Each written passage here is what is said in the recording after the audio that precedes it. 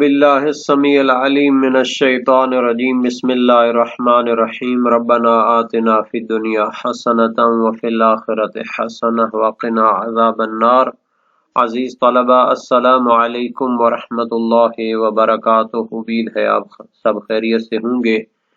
شرح الامہ دوم کتاب خمس درس نمبر 82 میں سہم امام معصوم علیہ السلام کے مصرف کی تفصیل بیان کی جائے گی۔ سہم امام معصوم علیہ السلام کے مصرف کے بارے میں زمانہ غیبت کبری امام زمانہ میں سہم امام کے متعلق فقہی آراء، شہید ثانی کی تحقیق اور تجزیہ اور تحلیل، عبارت کی تشریح اور تطبیق اور متعلقہ علمی اور ادبی مسائل بیان ہوں گے۔ سہم امام کے بارے میں پہلے بیان ہو چکا ہے کہ خمس جو ہوتا ہے اس کے 6 حصے کیے جاتے ہیں۔ 3 حصے جو آدھا خمس ہے وہ سہم امام کہلاتا ہے۔ سہم اللہ، سہم رسول، سہم امام جو ہے یہ 3 حصے یہ سہم امام کہلاتے ہیں اصطلاح میں۔ تو اس کے مصرف کے بارے میں بیان کیا گیا کہ زمانہ غیبت میں یہ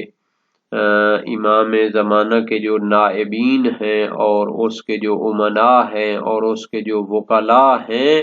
وہ مجتہدین شیعہ ہیں، فقہائے امامیہ ہیں۔ یہ سہم امام ان کے سپرد کیا جائے گا اور وہ اس کو اپنی ثوابدید اور اپنی جو ہے عدالت اور دیانت اور وہ قرآن و سنت سے جو اپنا نظریہ ان کے استنباط میں ہوا ہے اس کے مطابق اس کو خرچ کریں گے۔ یہ شہید ثانی اور شہید اول کا نظریہ تھا۔ فرمایا کہ فقہا جو نواب اور کیا ہے وکلاء امام زمانہ ہیں وہ اس کو اپنی ثوابدید کے ساتھ خرچ کریں گے۔ ان میں سے بعض کا نظریہ جو کہ مشہور متاخرین بھی ہیں وہ یہ ہے کہ سہم امام کو سہم سادات کے تتمہ کے طور پر خرچ کیا جائے، چونکہ سادات کے لیے جو خمس ہے، اب سادات کی اتنی زیادہ تعداد ہے، اگر وہ سہم سادات والا حصہ ان کے لیے کافی نہیں ہوتا تو ان کے فقراء، مساکین اور مسافرین کے لیے تتمہ کے طور پر خرچ کریں گے۔ اس میں اختلاف موجود ہے، جیسے باب زکوٰۃ میں تھا کہ آیا بسط ضروری ہے، یعنی تمام اصناف سادات کو دینا چاہیے یا ان میں سے کسی ایک قسم کو بھی ان کے جو مستحقین اور ضرورت مند ہیں ان پر بھی دیا جا سکتا ہے۔ تو وہ یہاں پر بھی سہم سادات میں بھی یہ اختلاف آئے گا کہ اس کو جو تتمہ کے طور پر خرچ کرنا ہے تو اس کا طریقہ کار کیا ہونا چاہیے۔ اور دوسرا نظریہ یہ ہے کہ وہ جو فقہا اور مجتہدین سہم امام کو سہم سادات کے تتمہ کے طور پر خرچ کرنے کو نہیں جائز سمجھتے تو وہ اس کو امانت کے طور پر رکھیں گے اور اپنی وفات کے وقت آگے کسی قابل اطمینان اور قابل اعتماد شخص کے سپرد کریں گے، یہاں تک کہ امام زمانہ کے ظہور کے وقت ان کے سپرد کیا جائے۔ یا پھر تیسرا نظریہ بعض فقہا کا یہ ہو سکتا ہے کہ اس سہم امام کو خود جو جس پر خمس واجب ہے وہ اپنے پاس امانت کے طور پر حفاظت کرے اور اپنی وفات کے وقت آگے کسی قابل اعتماد شخص کے پاس امانت رکھے، یہاں تک کہ امام زمانہ کے ظہور کے وقت ان کے سپرد کر دیا جائے۔ تو بہرحال یہ علمی اختلاف پایا جاتا ہے اور شہید ثانی نے اس کے بارے میں نظریات کی طرف کچھ اشارہ کیا ہے، ہم ان کو مزید عبارت کے ضمن میں دیکھیں گے۔ فرمایا ثم یجب علیہم فیہ ما یقتضیہ مذہبہم فمن یذہب منہم الی جواز صرفہ الی الاصناف علی سبیل التتمۃ کما هو المشہور بین المتأخرین منہم یصرفہ علی حسب ما یراہ من بسط وغیرہ ومن لا يرى ذلك يجب عليه أن يستودعه له إلى ظهوره فإذا حضرته الوفاة أودعه من ثقة وهكذا ما دام غائبا۔ پھر واجب ہے علیہم یعنی فقہائے شیعہ پر فیہ سہم امام کے معاملہ میں ما یقتضیہ مذہبہم اس طرح عمل کرنا کہ جو ان کا نظریہ تقاضا کرتا ہے، چونکہ وہ عادل ہیں اور قرآن و سنت کی روشنی میں فقہ اور احکام دین کو جانتے ہیں، تو جو ان کا نظریہ ہے سہم امام کے صرف کے بارے میں وہی وہ اس کے مطابق عمل کریں۔ فمن يذهب منهم الى جواز صرفه الى الاصناف على سبیل التتمہ، پس ان میں سے کچھ ہیں جن کا نظریہ ہے کہ سہم امام کو خرچ کرنا جائز ہے اصناف پر، یعنی سادات کرام پر جو ان کے فقراء اور مساکین اور مسافرین ہیں، اعلی سبیل تتمت ان کے اخراجات کے ضروریات کے تتمہ کے طور پر، چونکہ سہم سادات ان کو ملنا ہے لیکن ان کے لیے ناکافی ہو تو پھر تتمہ کے طور پر سہم امام سے دیا جائے گا۔ کما هو المشہور بین المتاخرین منہم جیسا کہ مشہور متاخرین فقہائے شیعہ کا یہی نظریہ ہے کہ سہم امام کو بھی سہم سادات کے تتمہ کے طور پر اصناف سادات پر خرچ کیا جائے۔ یصرفہ علی حسب ما یراہ اس سہم امام کو وہ خرچ کرے گا علی حسب ما یراہ جو اس کی ثواب دید ہے اور جو اس کی فقہی اور شرعی رائے ہے، من بسط وغیرہ یعنی تمام اصناف سادات پہ خرچ کرنا۔ بعض اوقات جیسا کہ باب زکوٰۃ میں بھی تھا کہ مصارف زکوٰۃ جو ہے نا جی وہ آیت میں بیان ہوئے تھے، آیا جو کوئی زکوٰۃ ایک بندے کی ہوتی ہے وہ ان تمام میں تقسیم کرنا لازمی ہے یا پھر کسی ایک جو ہے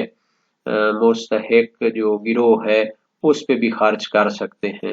تو اگر تو بسط کا نظریہ ہو تو اس کا معنی یہ ہوتا ہے کہ تمام اصناف مستحقین زکوٰۃ میں اس کو خرچ کرنا چاہیے، اور اگر جناب علی بسط واجب نہ ہو تو اس کا معنی یہ ہے کہ ان کی کسی ایک مستحق قسم کو بھی اس کے مختلف افراد کو دے سکتے ہیں۔ یہاں پر بھی اگر بسط کا نظریہ ہو تو فقراء و مساکین و مسافرین تمام اصناف سادات کو تقسیم کرنا پڑے گا وغیرہ ہی، اور اگر بسط کو واجب نہ سمجھتے ہوں تو پھر ان کا معنی یہ ہے کہ ان کی تین قسموں میں سے کسی ایک قسم کے افراد کو بھی تقسیم کر سکتے ہیں۔ وَمَن لَا يَرَى ذَلِكَ اور ان میں سے کچھ یہ ہیں کہ جو سہم امام کو سہم سادات کے تتمہ کے طور پر خرچ کرنے کو جائز نہیں سمجھتے، تو یجب علیہ ان یستودعہ لہ الی ظہورہ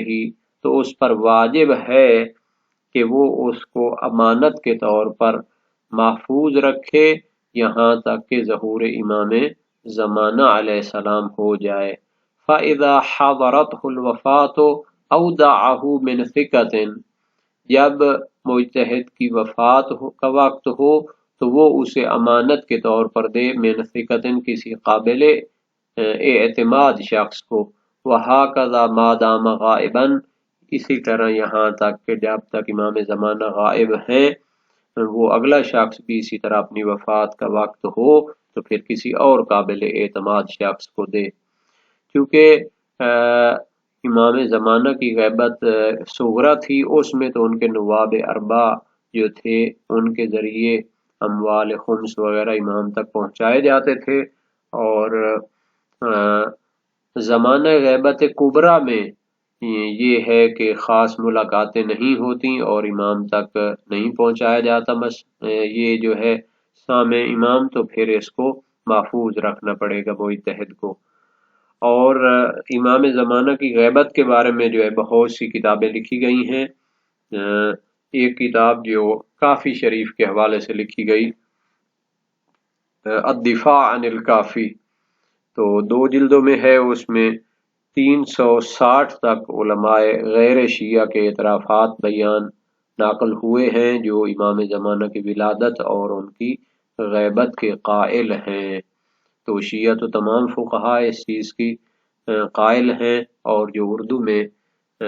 بحار الانوار کا ترجمہ ہوا ہے 11ویں 12ویں جلد میں اس کی تفصیلات موجود ہیں، اور باقی بھی مستقل کتابیں غیبت کے حوالے سے بہت زیادہ ہیں۔ امام زمانہ کا جو نظریہ ہے یہ تو متواترات میں سے ہے، بہت سے غیر شیعہ علماء نے بھی جو روایات ہیں کہ حضرت عیسیٰ بھی جو ہے جب نزول کریں گے تو امام زمانہ کے پیچھے نماز پڑھیں گے، اور وہ سارا سلسلہ تو یہ متواترات میں سے ہے۔ او یحفظ، اس کو صیغہ مجہول پڑھنا ہے، اے یحفظہ من یجب علیہ بطریق الاستیداع کما ذکرناہ فی النائب، وليس له أن يتولى إخراجه بنفسه إلى الأصناف مطلقا ولا لغير الحاكم الشرعي، فإن تولاه غيره ضمنا، ويظهر من إطلاقه صرف حقه عليه السلام إلى نوابه أنه لا يحل منه حال الغيبة شيء لغير فريقه۔ او یحفظ، ایک تیسرا نظریہ ہو سکتا ہے کہ یعنی سہم امام کی حفاظت کی جائے، یعنی اس سہم امام کی حفاظت کرے من، وہ شخص یاجب علیہ جس پر خمس واجب ہے، اگر وہ مجتہد کے سپرد نہیں کرتا تو پھر وہ اپنے پاس ہی حفاظت کے ساتھ رکھے، بے طریق الاستیداع، امانت کے طور پر اس کو رکھے، اگر اس کی وفات کا وقت ہوتا ہے تو پھر اپنی آل اولاد میں سے یا کسی قابل اعتماد شخص کے سپرد کرے، اس کو کہے کہ آگے آپ نے اس کو امانت کے طور پر سپرد کرنا ہے یہاں تک کہ امام تک پہنچ جائے۔ کما ذکرناہ فی النائب، جیسا کہ ہم نے یہ طریقہ بیان کیا تھا نائب کے بارے میں، نائب امام یعنی مجتہد، اور فقہاء شیعہ کے بارے میں بھی ہم نے کہا تھا کہ ان میں ایک نظریہ یہی ہے کہ وہ اس کو اصناف سادات میں تتمہ کے طور پر خرچ کرنے کے بجائے حفاظت کے قائل ہیں۔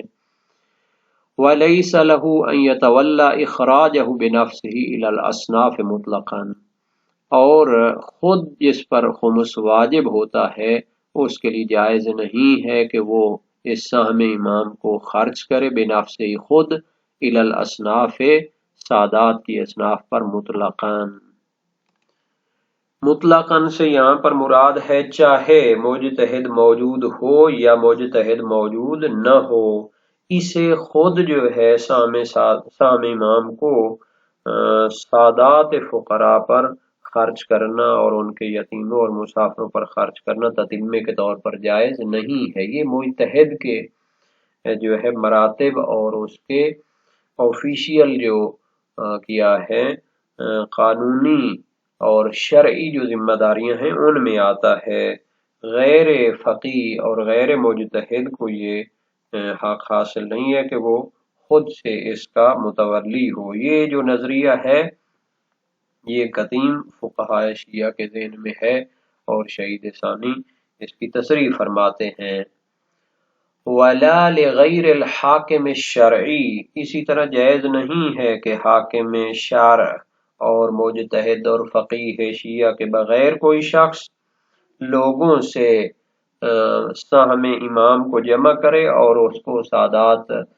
کی اصناف میں خرچ کرے، یہ اس کا بھی مرتبہ نہیں ہے۔ فَإِن تَوَلَّاهُ غَيْرُهُ ضَمِنَ، اگر وہ شخص لوگوں سے خمس جمع کر کے اس کو خود سے مصرف کرنا چاہتا ہے اور اصناف سادات میں تقسیم کرنا چاہتا ہے، ضامنہ، تو وہ اس کا ضامن ہوگا، کیونکہ یہ اس کی ذمہ داری اور اس کا سٹیٹس اور اس کے مقام و مرتبے کے لیے نہیں ہے، بلکہ یہ مجتہد اور فقہاء شیعہ امامیہ کا مرتبہ ہے کہ یہ وہ اپنی ثوابدید اور نظریے کے مطابق خرچ کریں، غیر مجتہد کی یہ جو ہے سٹیٹس ہی نہیں ہے۔ وَيَظْهَرُ مِنْ إِطْلَاقِهِ صَرْفَ حَقِّهِ إِلَى نُوَّابِهِ أَنَّهُ لَا يَحِلُّ مِنْهُ حَالَ الْغَيْبَةِ شَيْءٌ لِغَيْرِ فَرِيقِهِ۔ شہید ثانی بڑے واضح اور بڑے آشکار الفاظ میں فرماتے ہیں، شہید اول کی اطلاق عبارت اور ان کے جو وسیع معنی پایا جاتا ہے اس سے ظاہر ہوتا ہے۔ انہوں نے کہا تھا کہ صرف حق ہی علیہ السلام یعنی سہم امام کو خرچ کرنا ہے اور صرف کرنا ہے نواب امام کی طرف یعنی فقہا اور مجتہدین کے سپرد کرنا ہے۔ یہ بطور مطلق اور وسیع معنی میں انہوں نے بیان کیا تھا۔ اس سے ظاہر ہوتا ہے انہ لا یحل منہ حال الغیبت شیء لغیر فریقہ، کہ حلال نہیں ہے سہم امام میں سے غیبت کے دور میں کچھ بھی لغیر فریقہ، یعنی امام معصوم کے جو فریق تھے یعنی آدھے خمس جو سادات لینے والے تھے، سادات کے علاوہ کسی کے لیے اس کو خرچ کرنا جائز نہیں ہے سہم امام کو۔ تو یہ گویا کہ شہید ثانی ایک بحث کا مقدمہ بھی بیان کر رہے ہیں اور شہید اول کے جو عبارت ہے اس کی ایک وسیع تحلیل بھی کرنا چاہتے ہیں، کیونکہ شہید اول نے فرمایا تھا کہ امام زمانہ کی غیبت کے دور میں نواب اور مجتہدین اور فقہا کے سپرد کیا جائے، تو اس کا معنی یہ ہے کہ جیسے غیر مجتہد جو ہیں اس کو خود خرچ نہیں کر سکتے اور غیر حاکم شرعی اور مجتہد اور فقیہ کے علاوہ کوئی اس کی تقسیم کا متولی نہیں ہو سکتا ورنہ ضامن ہوگا، اسی طرح انہوں نے مطلقاً کہا کہ سہم امام کو یعنی نواب اور فقہا کے سپرد کیا جائے گا، تو کسی دوسرے شخص کے لیے اور غیر سادات کے لیے اس کو خرچ کرنا حلال نہیں ہوگا۔ تو اس کی مزید تفصیل بھی بیان کی جائے گی، کیونکہ کچھ اس میں نظریات ہیں کہ سہم امام میں سے کچھ چیزیں جو ہے نا حلال قرار دی گئی ہیں، تو اس کو بعد والے درس میں قرار دیتے ہیں۔